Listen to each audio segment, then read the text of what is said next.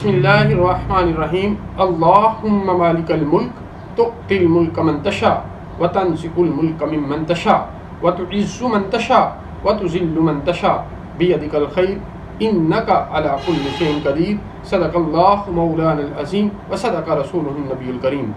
Dear fellows, आज हम जो एक अहम टॉपिक टेकअप करने जा रहे हैं वो है change of investigation. Dear fellows, अवामुन नास और बिलखुसूस पुलिस के अंदर, प्रोसिक्यूटर्स के अंदर और एट सम टाइम्स जजेस के अंदर भी ये कन्फ्यूजन पाई जाती है कि चेंज ऑफ इन्वेस्टिगेशन कब हो सकती है।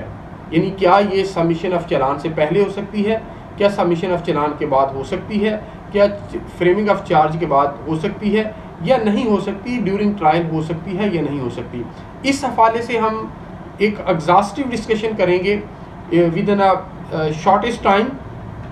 इस हवाले से दो latest judgment Lahore high court Lahore की आई हैं, जिसमें इस पॉइंट पर सो फार जितनी भी यूरिस्प्रूडेंस इवॉल्व हुई थी, सुप्रीम कोर्ट की जितनी भी जजमेंट्स आई थी, डिटेल के साथ डिस्कस किया गया है और फाइनली जो है वो अपनी रेशो डिसाइडेंडी जो है वो ले डाउन किया गया है कि अब क्या होगा। ये एक जजमेंट है PLD 2020 लाहौर, पेज 434, ये अनवारुल हक पन्नू साहब जस्टिस साहब की दी हुई है। और एक जजमेंट है 9/7/2021 की जो मोहम्मद शान गुल साहब की है और ये अभी रीसेंट पास्ट में ही दी गई है, जो अभी तक रिपोर्ट नहीं हुई, जो कि प्रोबेबली कमिंग मंथ के अंदर रिपोर्ट हो जाएगी, क्योंकि it is recommended for publication in the law journal.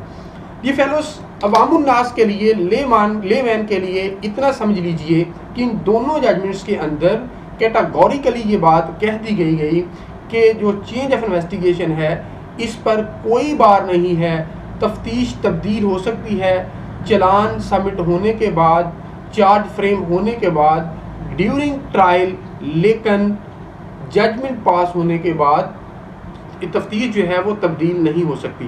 लेकिन स्टूडेंट्स ऑफ लॉ के लिए और पुलिस मैन के लिए, क्योंकि उन्होंने इसे तब्दील करना होता है, तफ्तीश करनी होती है, प्रोसिक्यूटर साहबान के लिए और जजेस साहबान के लिए, ये हम थोड़ी लॉ पर डिस्कशन करते हैं कि इन दोनों जजमेंट्स के अंदर क्या कहा गया। डी फेलोस, इससे पहले डाइवर्जेंट व्यू पाया जाता था, क्योंकि दो सुप्रीम कोर्ट की जजमेंट्स थी जो जजेस साहबान जो है वो अपनी अपनी जजमेंट में कोट करते थे और जो व्यू होता था उसको, जो फेवरेबल व्यू उनको लगता था उसको ले लेते थे। एक जजमेंट थी Raja Khurshid Ahmed versus Mohammad Bilal and others 2014 SCMR page 474, ये 2 member bench of supreme court ने दी थी। और दूसरी जजमेंट थी Qari Mohammad Rafiq versus additional inspector general investigation Punjab, ये 2014 SCMR पेज 1499 में दी गई थी। जो पहली जजमेंट थी राजा खुर्शीद वाली, इसके अंदर ये कहा गया था कि जो इन्वेस्टिगेशन है वो तब्दील हो सकती है आफ्टर द सबमिशन ऑफ चालान भी। ये रेलिवेंट पोर्शन में इस जजमेंट का आपके सामने रखता हूँ। कहा, it would be seen that as per settled law there is no bar to the reinvestigation of a criminal case and the police authorities at liberty to file a supplementary challan even after submission of the final report under section 173 CRPC. However, this cannot be done after the case has been disposed of by the learned trial court. इसी पर base करते हुए जो अनवारुल हक पन्नू साहब ने PLD 2020 Lahore 434 के अंदर रिपोर्ट हुई, इसी व्यू को इंडोर्स किया और उन्होंने ये कहा कि तफ्तीश जो है तब्दील हो सकती है after the submission of challan. लेकिन कुछ जजेस साहबान जो थे वो Qari Mohammad Rafiq versus additional inspector general investigation Punjab 2014 SCMR page 1499 को इंडोर्स करते थे। और ये इसकी जो रेलिवेंट जो पोर्शन है वो मैं आपके सामने रखता हूँ, जिसके अंदर ये कहा गया कि जो तफ्तीश है वो सबमिशन ऑफ चालान के बाद नहीं हो सकती। कहा गया, the trial had also commenced at the time of transfer of investigation at the belated stage was not sustainable in view of the law laid down by the court in the case of Muhammad Nasir Chima versus Masar Javed and others PLD 2007 Supreme Court page 31 पर इस judgement को base किया गया। अब क्योंकि दो judgement supreme court की इन field थी और दोनों जो थी रिपोर्ट हुई थी 2014 के अंदर। तो सुपीरियर हाई कोर्ट के बिलखुसूस जजेस साहबान कुछ का व्यू ये था कि ये जो कारी मोहम्मद रफ़ीक वाली जजमेंट है उसको वो इंडोर्स कर देते थे और कोच राजा खुर्शीद अहमद वाली को इंडोर्स कर देते थे। अब जो अनवारुल हक मन्नू साहब ने 2020 के अंदर जजमेंट दी, उन्होंने जो राजा खुर्शीद अहमद वाली के आफ्टर द सबमिशन ऑफ चलान तफ्तीश तब्दील हो सकती है इसको इंडोर्स किया और उन्होंने रीजंस दी। वो reason later on at the end of this lecture मैं आपके सामने रखूँगा जो कि बड़ी कन्विंसिंग है।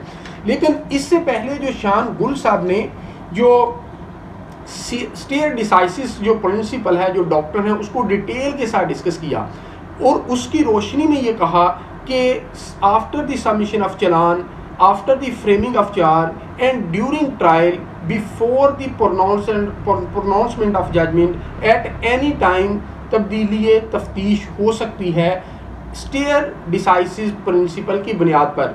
Dear fellows, stare decisis principle को जानना ज़रूरी है। ये क्या है? स्टेयर डिसाइसिस जो प्रिंसिपल है इसको PLD 1987 के अंदर सुप्रीम कोर्ट के पेज 145 और 160 के अंदर चीफ जस्टिस मोहम्मद हलीम साहब ने डिफाइन किया। उन्होंने कहा कि एक रेशियो डिसाइडेंडी है, यानी वो रूल ऑफ लॉ जो कि कोर्ट डिटरमिन करती है, और एक पॉलिसी है जिस पर वो अमल करती है। पहले मैं रेलेवेंट उनकी वर्डिंग आपके सामने रीड आउट करता हूँ, फिर हम इसको कंप्रीहेंड करते हैं। कहा it is the policy of courts to stand by the ratio decidendi, that is the rule of law and not to disturb unsettled point. The policy of the court to stand by the things decided is termed as the doctrine of stare decisis. Dear fellows, उनने कहा कि जो rule of law courts lay down करती हैं उसको हम ratio decidendi कहते हैं, and to stand by the ratio decidendi इसको हम स्टेयर डिसाइसिस कहते हैं। यानी जो चीज़ें डिसाइड हो चुकी हैं कोर्ट्स उनको फॉलो करेंगी।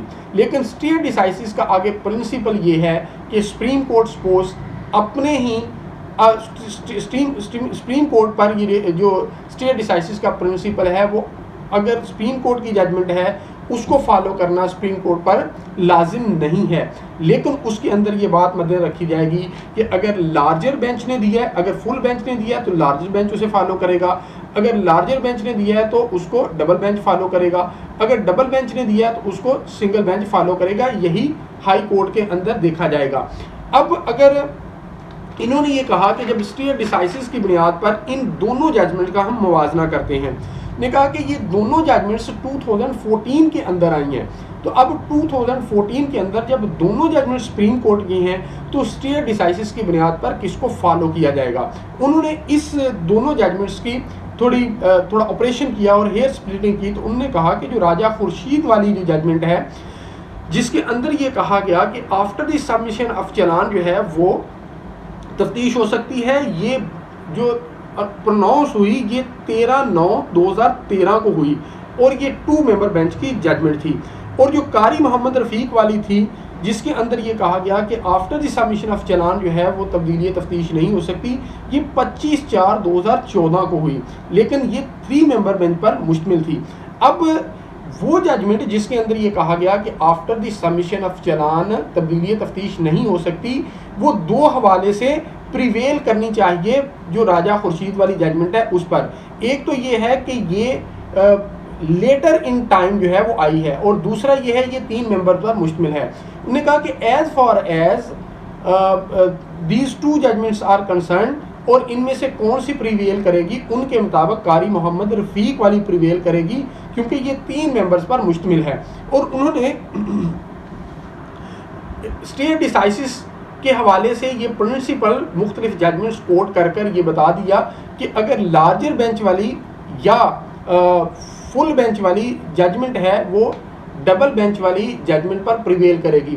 लेकिन उन्होंने इससे फर्दर जब इन सारी जजमेंट्स का ऑपरेशन किया इस पॉइंट पर जो मौजूद थी, तो उन्होंने ये कहा कि इससे पहले जब ये 2014 में ये जजमेंट्स दी जा रही थी उस वक्त कुछ जजमेंट्स को ओवरलुक किया गया, जिनमें कुछ जजमेंट्स ऐसी थी जो 4 मेंबर्स पर मुश्तमिल जजमेंट थी। उन्होंने कहा कि एक जजमेंट आई 1972 के अंदर मोहम्मद अकबर केस SCMR जो पेज 335 के अंदर कोर्ट हुई, ये 4 मेंबर बेंच ने दी थी।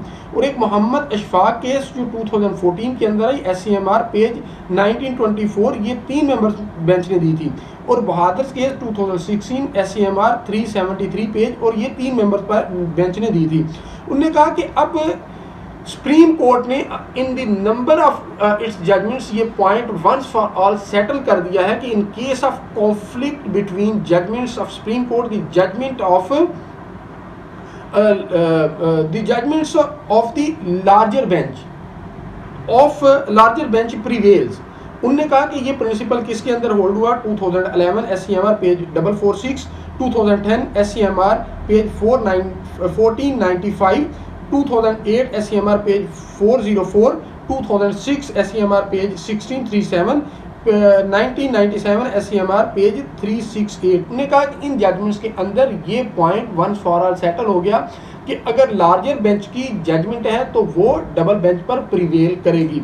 इसको मद्देनजर रखते हुए उन्होंने कहा कि therefore the 4 member bench judgment that is 1972 SCMR page 334 shall prevail upon the judgment of कारी मोहम्मद रफीक जो कि 2014 SCMR पेज 499 3 मेंबर्स की जजमेंट थी पे प्रिवेल करेगी, जिसके अंदर ये कहा गया था कि आफ्टर द सबमिशन ऑफ चालान तब्दीली तफ्तीश नहीं हो सकती। उन्होंने कहा चूंकि 1972 वाली जो जजमेंट थी ये 4 मेंबर्स बेंच पर मुश्तमिल थी, बेंच ने दी थी जो सुप्रीम कोर्ट का था, और जिसने कहा था कि after the submission of challan जो है after the framing of charge और during trial before the pronouncement of judgment ये तब्दीली तफ्तीश हो सकती है। तो शान गुल साहब ने इस principle doctrine of stare decisis को पे परखते हुए इन जजमेंट्स को ये कहा कि अब 1972 वाली जजमेंट प्रिवेल करेगी,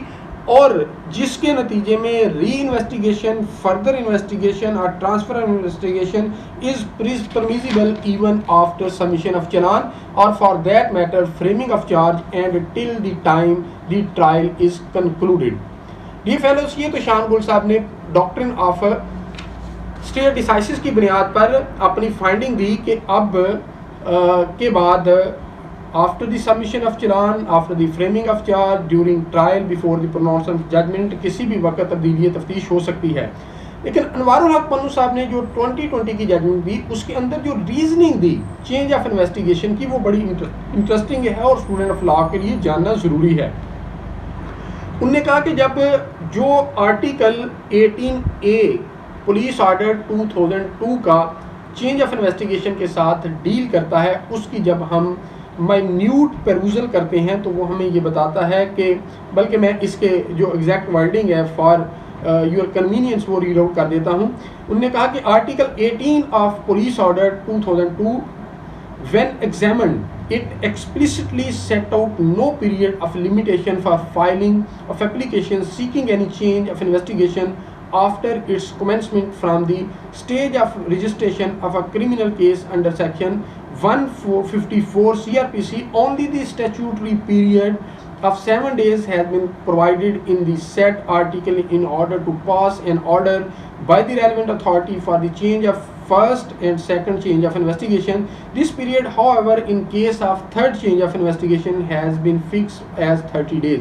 उन्होंने कहा कि जब इस आर्टिकल को हम एग्जामिन करते हैं तो इसके अंदर हाँ एप्लीकेशन को डिसाइड करने का पीरियड तो दिया गया कि फर्स्ट चेंज के लिए अगर एप्लीकेशन मूव की जाती है तो अथॉरिटी 7 डेज़ के अंदर डिसाइड करेगी, RIB में की जाती है 7 डेज़ के अंदर डिसाइड करेगी, अगर थर्ड बोर्ड में जाती है तो विद इन 1 मंथ डिसाइड करेगी। लेकिन इसकी आउटर लिमिट कि उसको कंक्लूड कितनी देर में करेगी और सबमिशन ऑफ चालान कितनी देर में करेगी वो यहाँ पर नहीं दिया गया।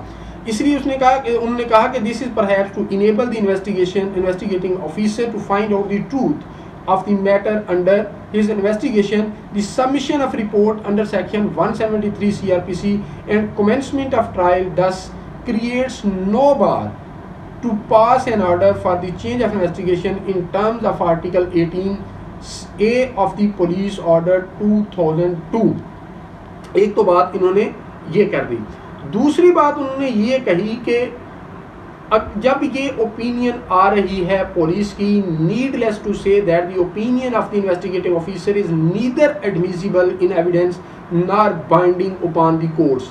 The proposed evidence collected through investigation on its transformation into real evidence in a court of law only matters for deciding a case. उन्होंने कहा कि ना तो ये एडमिसिबल है बतौर एविडेंस और ना ही ये बाइंडिंग है अपॉन दी कोर्ट्स. हाँ, ये कोर्ट की हेल्प कर सकती है for the deciding of case. इसलिए उन्होंने फाइनली ये कहा कि if the argument of learned council for the petitioner that after framing of the charge or no order for change of investigation can be passed by the relevant authorities designed under the order is accepted, it would tantamount to rendering the Article 18 of the Police Order 2002 to be redundant. उन्होंने ये कहा कि अगर change of investigation after the framing of charge को article 18A को overlook करते हुए ये कह दिया जाए कि change of investigation after the submission of charge, after the framing of charge, before the pronouncement of judgment नहीं की जा सकती, तो आर्टिकल 18A रिडंडेंट हो जाएगा और उसका कोई फ़ायदा नहीं रहेगा. डियर फेलोज, ये था चेंज ऑफ इन्वेस्टिगेशन पर latest view of honourable Lahore high court Lahore जो मैंने आपके सामने रखा. उम्मीद करता हूँ कि इस हवाले से आपको क्लैरिटी होगी. अगर आज की वीडियो आपको पसंद आई हो तो बाबुल इल्म लॉ अकेडमी यूट्यूब चैनल को सब्सक्राइब ज़रूर कीजिएगा और हमारी इस वीडियो को लाइक ज़रूर कीजिएगा. अल्लाह ताला आपका हामी नासर हो. बहुत शुक्रिया.